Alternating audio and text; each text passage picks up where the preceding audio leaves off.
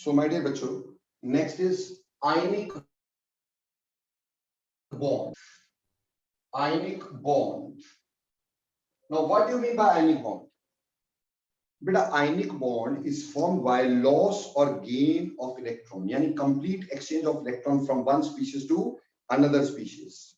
तो हम बोलते हैं कि ionic bond is formed by complete exchange of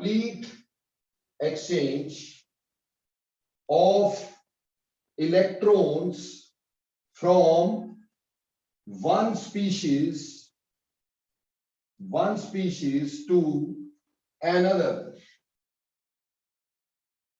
जब भी किसी एक स्पीशीज से दूसरी स्पीशीज तक इलेक्ट्रॉन का चेंज होता है, formed by complete exchange of electron from one species to another, एक स्पीशीज से दूसरे स्पीशीज तक अगर इलेक्ट्रॉन का जो चेंज हो रहा है बेटे, ठीक ट्रांसफर हो रहा है, उसकी वजह से हमारे पास क्या होता है, उसकी वजह से हमारे पास आयनिक बॉन्ड बनता है.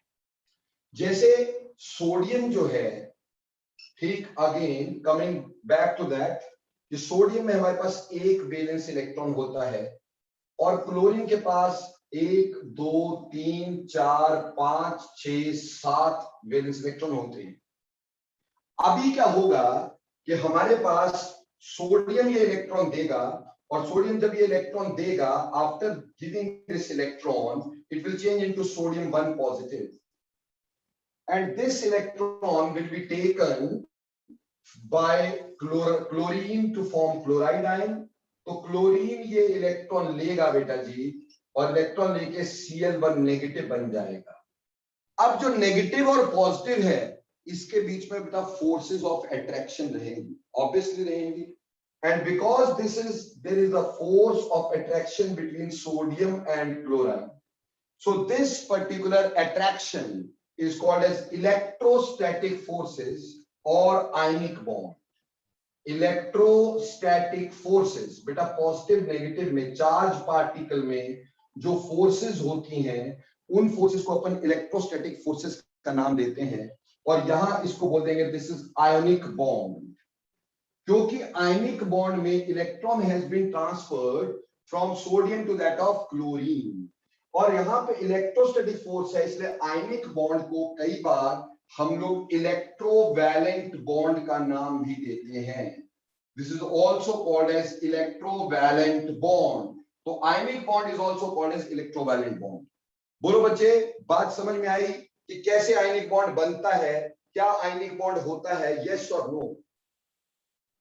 लेकिन बात यह है, क्या ये जो तरीका है बहुत ऐसे ही होता होगा, क्या इसमें कुछ और नहीं होता होगा? तो बेटा देखो, आज हम इसके टोटल चीज को पढ़ते हैं कि आयनिक बॉन्ड बनते समय क्या क्या टोटल चीजें हो रही होती है, ठीक है. और बेटे उसको जब हम पढ़ेंगे तभी हम पढ़ पाएंगे कौन कौन से फैक्टर हैं जिसकी वजह से आयनिक बॉन्ड की फॉर्मेशन हो सकती है. Factors because of ionic bond can be formed, तो वो हम देखेंगे. उससे पहले हम ये देखेंगे कि आयनिक बॉन्ड बनते हुए क्या क्या चीजें हो रही हैं. तो देखो बेटे, सबसे पहली बात है आयनिक बॉन्ड कैसे बनेगा. देखो सोडियम जो था वो पहले सॉलिड स्टेट में था और क्लोरीन Cl2 की तरह एग्जिस्ट करता है. मैंने हाफ ऑफ क्लोरीन यहां पे लगाया, ठीक है जी, और ये गैसियस होता है डेफिनेटली और ये जुड़ करके हमारे पास बन रहा है NaCl, जिसमें Na1 पॉजिटिव है Cl1 नेगेटिव है, विच इज सॉलिड. इस सारे फिनोमिना के दौरान जितना एनर्जी का चेंज हुआ उस एनर्जी चेंज को मैं लिख देता हूं delta H of formation of NaCl. Degree standard के लगा देते हैं, नहीं भी लगाओगे चलेगा. Delta H of formation, F लगाया फॉर द फॉर्मेशन, तो डेल्टा F यानी delta of formation, delta H of formation of NaCl. NaCl की फॉर्मेशन में जितनी हीट चेंज, एनर्जी चेंज जितना हुआ, एनर्जी चेंज, ठीक है, यहां पे हम बोल सकते हैं कि डेल्टा H ऑफ फॉर्मेशन, इसको हमने बोला enthalpy change. of formation of NaCl. Formation of NaCl. बेटा हम हमेशा एक मोल की बात करते हैं, हमेशा ध्यान रखना। हम एक एटम की, एक मॉलिक्यूल की नहीं, 1 मोल की बात क्या करते हैं। तो ये फॉर्मेशन की जो एंथैल्पी होती है पर मोल देखी जाती है, ठीक ना।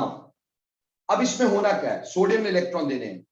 पर बेटा जब हम आयनाइजेशन एंथैल्पी की डेफिनेशन पढ़ते हैं उसमें तो हमें ये बोला जाता है कि it is energy needed to remove electron from isolated gaseous atom in its ground state.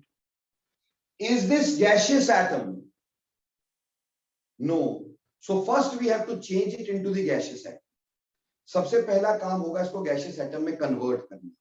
तो गैसियस एटम में कैसे कन्वर्ट करेंगे बेटे, ऑब्वियसली इसको हम एनर्जी देंगे, एनर्जी देके ये बन जाएगा सोडियम गैसियस।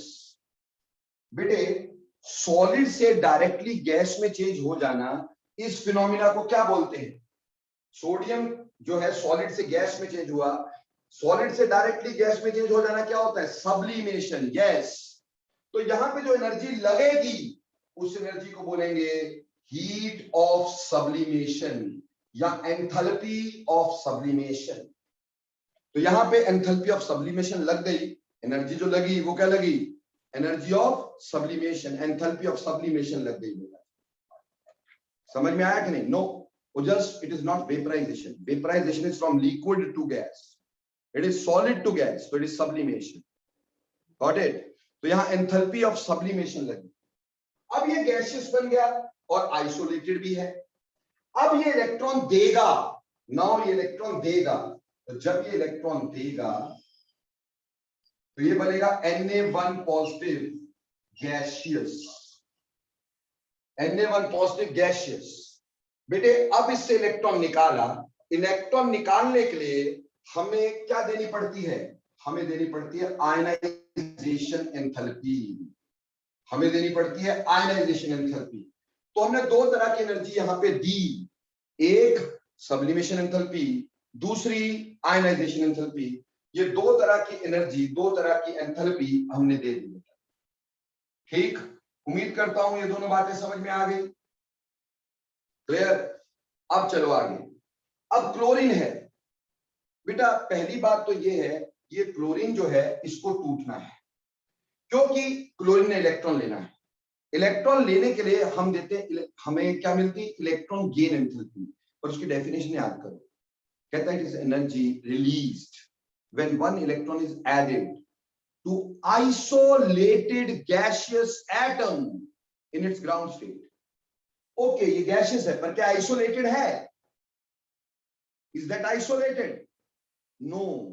इसको isolate करना है, तोड़ना है, इसका बॉन्ड तोड़ना होगा।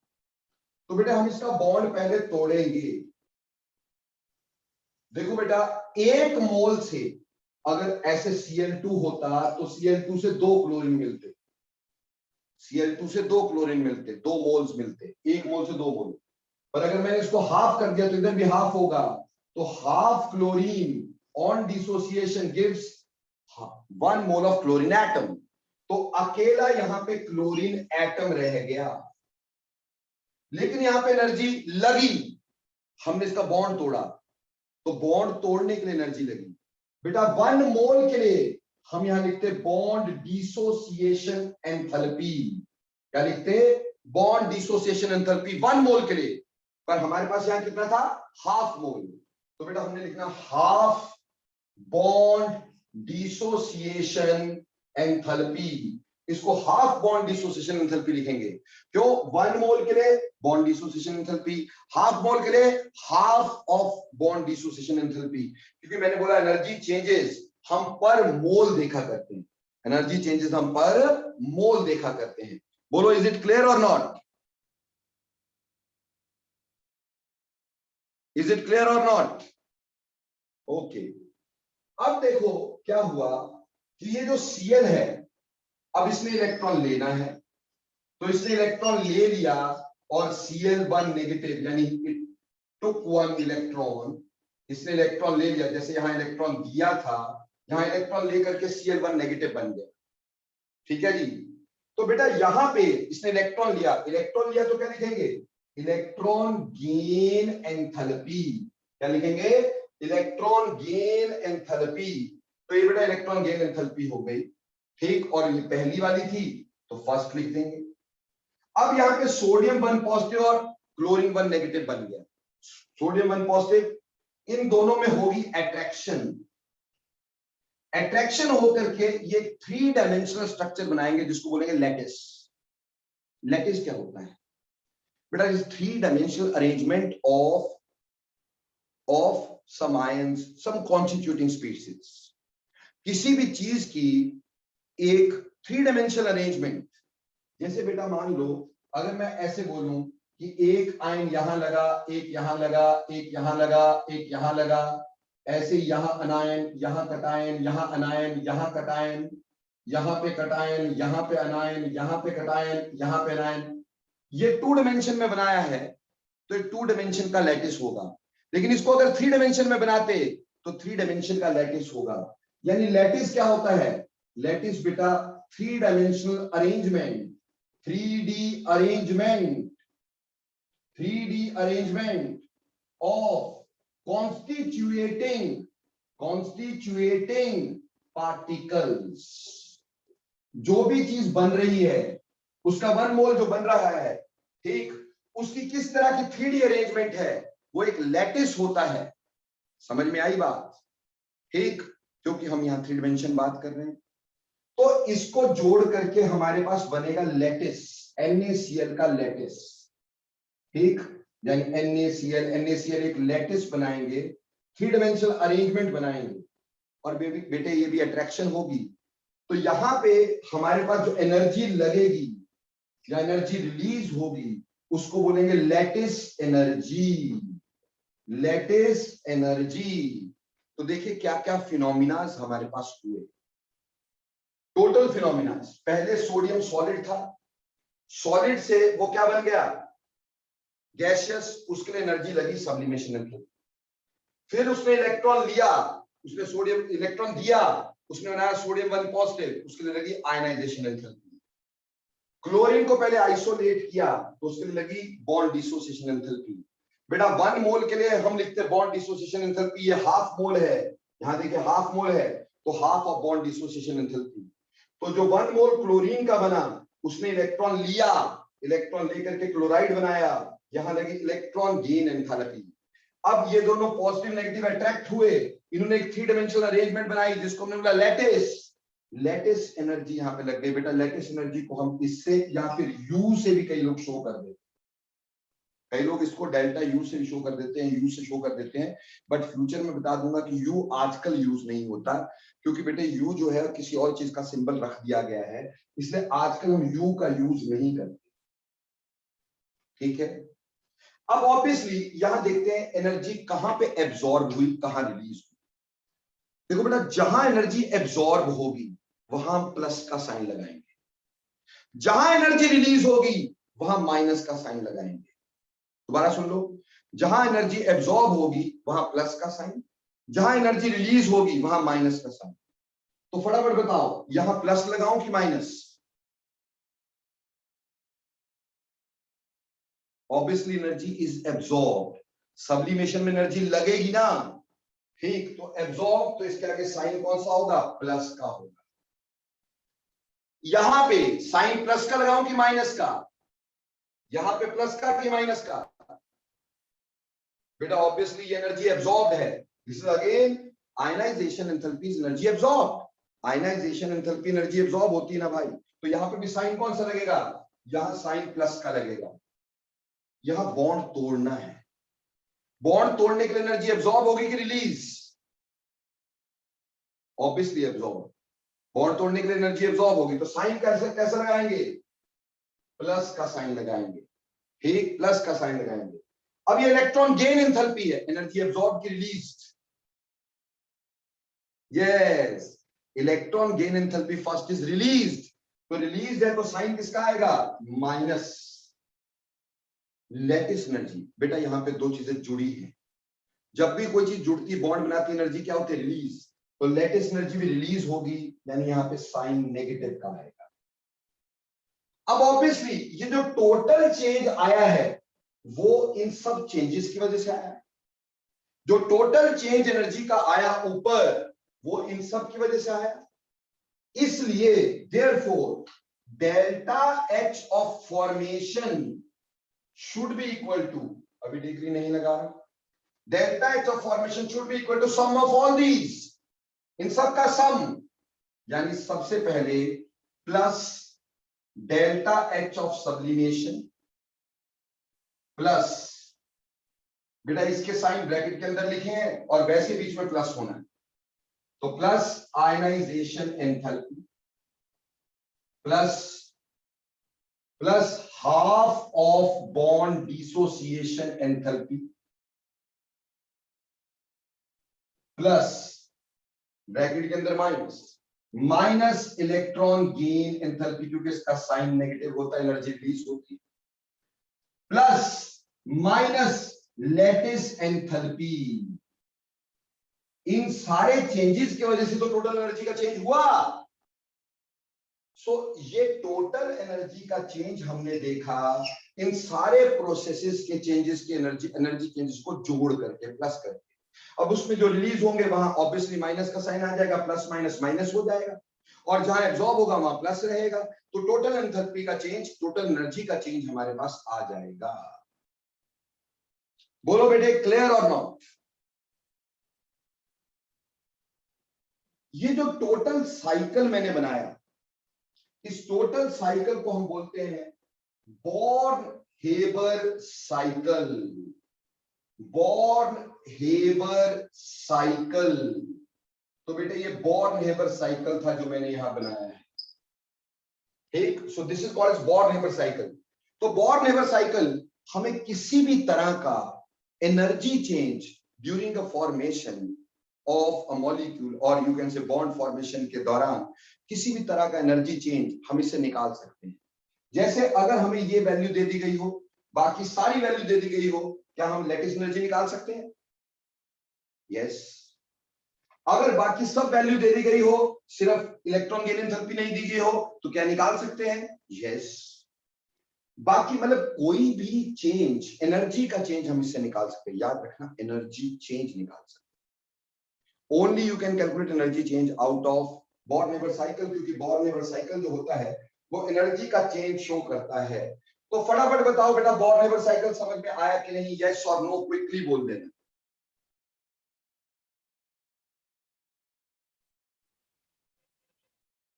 केशव पूछ रहे हैं सर वाई वंश, पहले वंश का आंसर दे रहा हूं क्योंकि वंश का आंसर बहुत बेसिक है। वंश, आपने बोला डेल्टा एच ऑफ फॉर्मेशन, बेटे मैंने यहां लिखा है, ठीक। आप थोड़ा ध्यान दो, आपको लिख के दिया energy change of formation of NaCl, तो ये पहले लिख के रखा था मैंने यहां, ठीक। अब रही बात केशव, केशव ने पूछा कि सर यहाँ पे लैटिस एनर्जी नेगेटिव क्यों होती है? बेटे यहां हम बॉन्ड फॉर्मेशन की बात कर रहे हैं।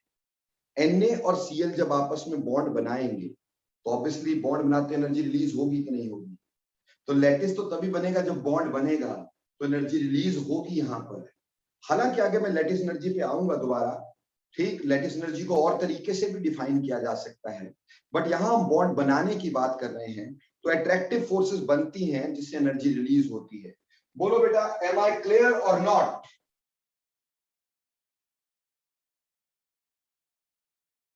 थोड़ा सा क्लियर करने के लिए ना, मैं एक और बॉर्न हेबर साइकिल बनाना चाहूंगा, क्योंकि ये बहुत छोटी सी नॉलेज है, ठीक। इतने से सब कुछ समझ में नहीं आएगा। तरह तरह के बॉर्न हेबर साइकिल बन सकते हैं, हमें सारी तरह की चीजें पढ़नी चाहिए, ठीक है। चलिए,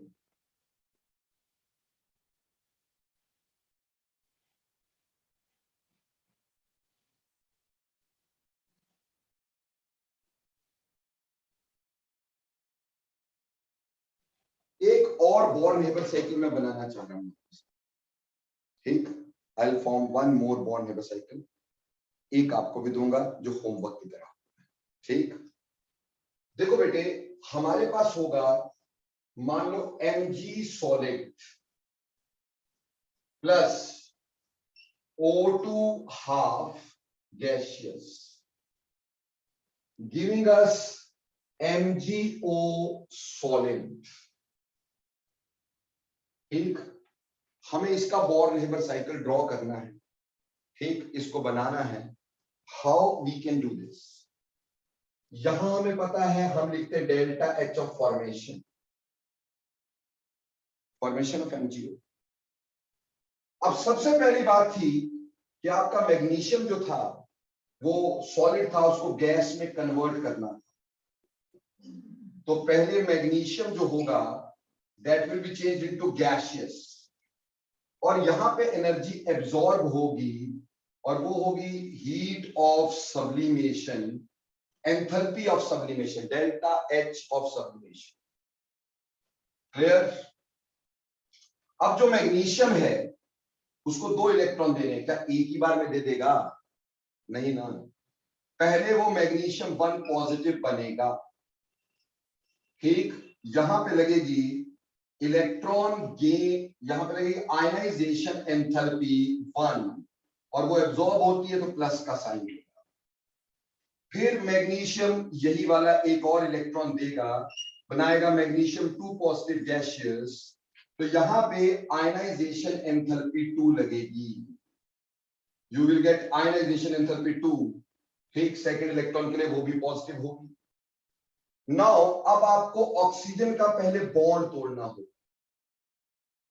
ऑब्वियसली यहां पे भी हाफ मोल था पिछले क्वेश्चन की तरह। फुल मोल होता तो बेटा फुल लिखता, हाफ मोल है तो यहां लिख देता हूं हाफ बॉन्ड डिसोसिएशन एंथैल्पी, और ये भी एब्जॉर्ब्ड है तो इसके आगे प्लस का साइन बनेगा, और इस वजह से हमारे पास हाफ मोल का 1 ऑक्सीजन का मोल आएगा। ठीक है जी। अब ऑक्सीजन को इलेक्ट्रॉन लेने हैं, कितने लेने हैं? 2। तो क्या दोनों इकट्ठे ले लेगा? नहीं ना, एक एक करके। तो पहले ये क्या करेगा, पहले एक इलेक्ट्रॉन लेगा। ठीक, इसने एक इलेक्ट्रॉन लिया, तो यहां पे क्या लगा बेटा हमारे पास? Electron gain enthalpy 1। Obviously electron gain enthalpy 1 is energy released, तो साइन इज नेगेटिव। यहां बन गया O1 नेगेटिव गैसियस। अब ये दूसरा इलेक्ट्रॉन लेगा, मैग्नीशियम ने 2 दिए थे, यहां पे ये और यहां पे ये, यहां प्लस। अब एक और इलेक्ट्रॉन इसने लिया, लेकर के बनाया O2 नेगेटिव। बेटा this is electron gain enthalpy 2। मेरे प्यारे बच्चों, इलेक्ट्रॉन गेन एंथैल्पी 2 पॉजिटिव की negative? Yes, you understood. Electron gain enthalpy 2 हमेशा पॉजिटिव होती है, तो साइन यहां पॉजिटिव का आ गया। Very good. अब ये दोनों आपस में जुड़ेंगे, और जुड़ करके क्या बनाएंगे? लैटिस। किसका लैटिस बनाएंगे? MgO का लैटिस बनाएंगे। MgO का लैटिस बनाएंगे, तो यहां एनर्जी रिलीज कौन सी होगी बेटा? ऑब्वियसली लैटिस एंथैल्पी, और वो एनर्जी रिलीज होगी तो साइन नेगेटिव का होगा। अब इसका टोटल चेंज जब लिखेंगे हम लोग, तो टोटल चेंज कैसे लिखेंगे? Delta H of formation of MgO must be equal to किसके बराबर? पहले plus delta H of sublimation plus delta H of ionization 1 plus delta H of ionization 2 plus half of delta H of bond dissociation enthalpy plus minus electron gain enthalpy 1 plus electron gain enthalpy 2 plus minus lattice enthalpy। तो ये सारे change मैंने यहां लिख दिए। बोलो got it और not? Excuse me sir. हाँ जी बेटे बोलो। सर ऐसा हमने लास्ट एग्जांपल देखा था Na और सोडियम और क्लोरीन का, और इसमें भी हमने देखा है और O का, तो इसमें जो Mg और N है वो हमेशा सब्स्टिट्यूट करेंगे या फिर वो पहले लिक्विड में भी आ सकते हैं? वो तो हमें लिख के दिया होगा, लिक्विड में सॉलिड में है। Yes sir. ठीक, तो उसमें टेंशन ही नहीं है।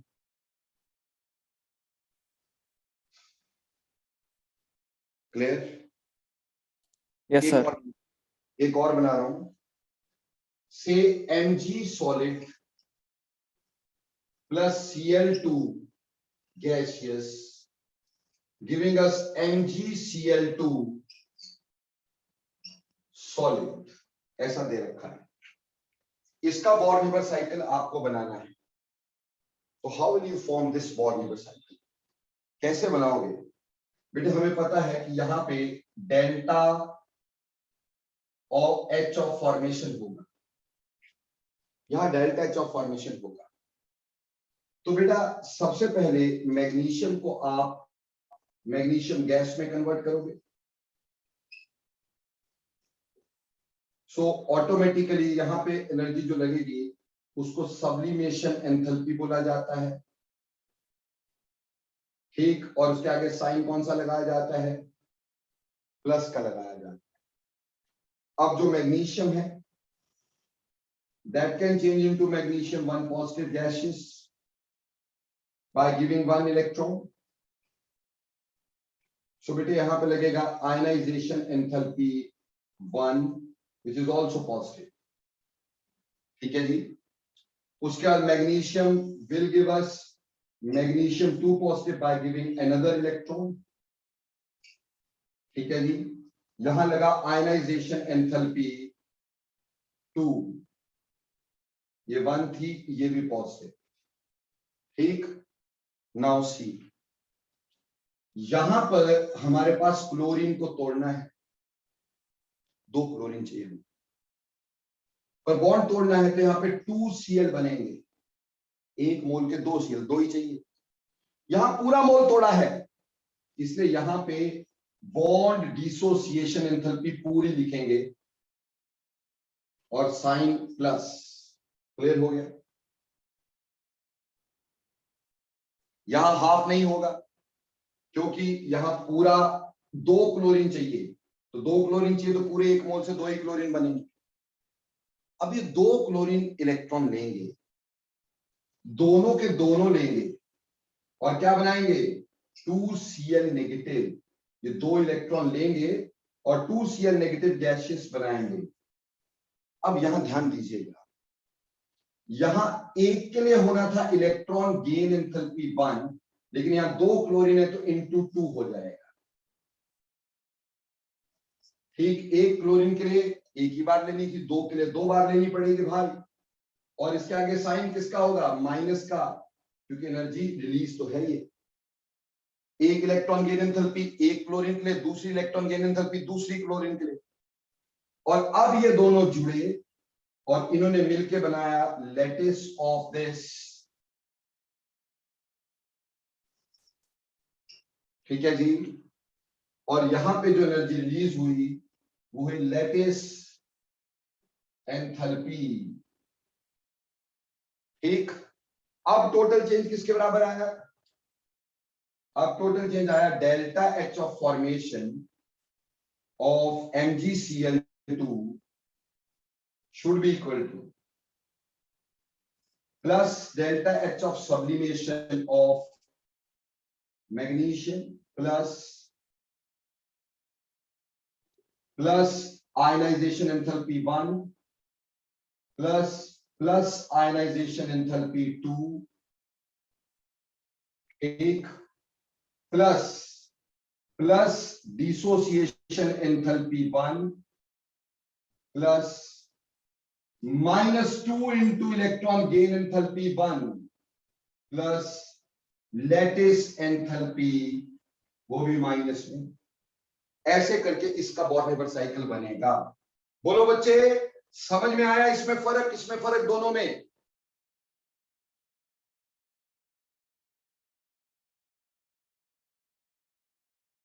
सो बॉर्ड-हीबर साइकिल में एक्चुअली क्या होता है, टोटल एनर्जी चेंजेस देखते हैं और वो डेल्टा एच एफ के बराबर पुट करते हैं और फिर हम ये देखते हैं कि भैया उस सबको बराबर सम करेंगे, जहां एनर्जी एब्जॉर्ब होगी वहां प्लस का साइन लगाएंगे, जहां रिलीज होगी वहां माइनस का अंदर लगा देंगे। ठीक, वैसे तो क्वेश्चन में दिया होता है रिलीज के लिए माइनस दिया होता है और यू कैन से एब्जॉर्ब के लिए प्लस दिया होता है, तो प्लस माइनस मैंने यहाँ लगा दिए हैं। वह बीच में हमेशा प्लस ही रहेगा, बट वो अपने आप ही मैथमेटिकली सॉल्व हो जाएगा। इस तरह से you can calculate Born Haber cycle of any species. If there is any doubt you may ask me right now, if there is not tell me there is no doubt. Excuse me sir. हाँ जी बेटे। Sir इधर lattice energy क्यों ना positive होगी? Positive नहीं होगी बेटा, यहाँ पे भी रिलीज ही होगी। ठीक, साइन यहाँ नेगेटिव ही लगाया बेटा, lattice energy is always released. Okay sir. Excuse me अब सर। देखो बेटे, आपका छोटा सा होमवर्क देते हैं। आपने 2 बोर्न-हेबर्ट साइकिल बनाने की करनी है कोशिश, और ये 11 बजे से पहले भेजना है ना? 2 born-Herbert cycle.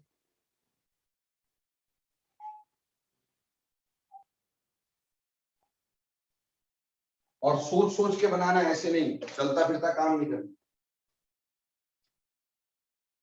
Aluminium, 2 aluminium solid plus O2 3/2 giving us Al2O3। एक तो इसका बोर्न-हेबर्ट साइकिल बनाना है। This is solid, this is gaseous and this is also solid. दूसरा बनाना है बेटा आपने 2Al solid plus 3/2 Cl2 giving us AlCl3। This is gaseous and this is solid। तो ये 2 बोर्न-हेबर्ट साइकिल आपके होमवर्क रहेंगे।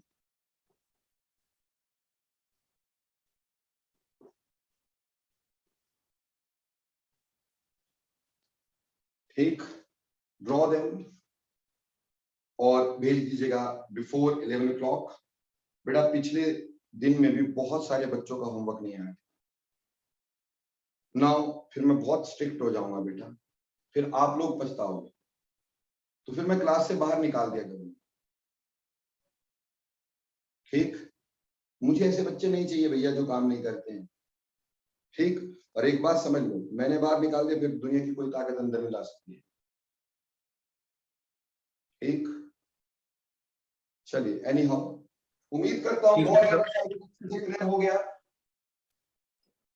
सर एक बार ये भी दोबारा से एक्सप्लेन कर दोगे कि इसमें बॉन्ड डिसोसिएशन एनर्जी पॉजिटिव क्यों? बेटा बॉन्ड डिसोसिएशन एनर्जी तो हमेशा ही पॉजिटिव होती है यार। सोच, रट्टा मत मार यार, तो सोच, बॉन्ड तोड़ेगा तो एनर्जी लगाएगा कि एनर्जी रिलीज होगी? Yes sir, got it sir. है ना? तो अपने आप थोड़ा दिमाग लगाने का, सोचने का कि मैंने कहाँ एनर्जी लगाई और कहाँ एनर्जी रिलीज हुई। ठीक, तो आज बेटे इससे आगे नहीं करवा रहा हूं, क्यों? क्योंकि फैक्टर्स जो हैं, फैक्टर्स बताने के लिए वेदांश का हाथ खड़ा है बेटा।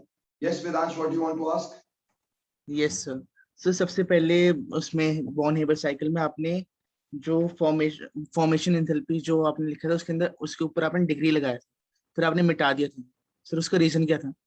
बेटा डिग्री स्टैंडर्ड स्टेट्स के लिए होता है। स्टैंडर्ड स्टेट मतलब 273 डिग्री केल्विन टेम्परेचर होता है, 273 केल्विन टेम्परेचर होता है, और 1 एटमॉस्फेयर प्रेशर, वो स्टैंडर्ड कंडीशंस होती है।